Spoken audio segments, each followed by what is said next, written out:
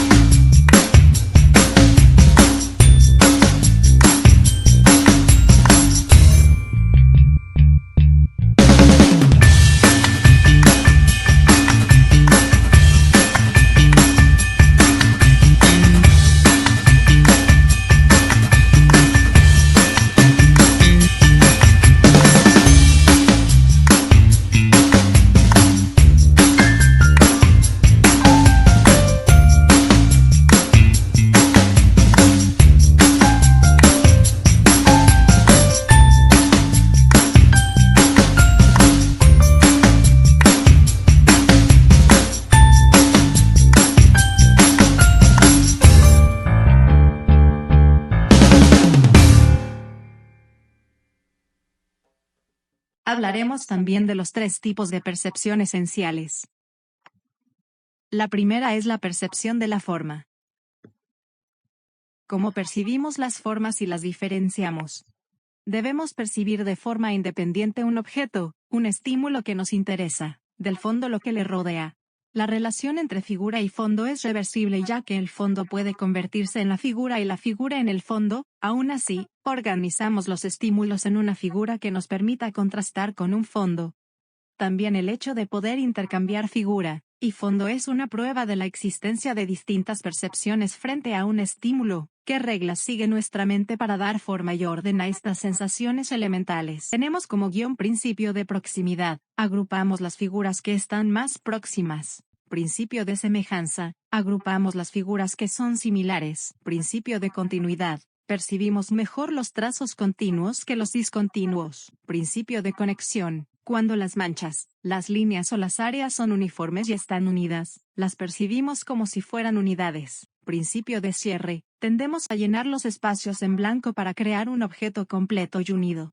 La segunda percepción es la profundidad. La percepción de objetos en 3 dimensiones se denomina percepción de la profundidad y nos permite calcular la distancia a la cual se encuentran los objetos. Vista binocular. Sirve para captar la profundidad. Requiere el uso de ambos ojos. Disparidad retiniana. Nuestros ojos están separados entre sí, aproximadamente unos 6 centímetros. Por lo tanto, nuestras retinas registran imágenes un poco distintas. Cuando el cerebro compara los dos registros, la diferencia entre ambas, la disparidad retiniana, aporta una pista importante acerca de la distancia relativa de distintos objetos. La convergencia. La pista binocular implicada en pista monocular. Son pistas utilizadas para captar la distancia en casos donde las pistas binoculares no aportan información. Por ejemplo, en perspectivas lineales o en casos de superposición. NBSP.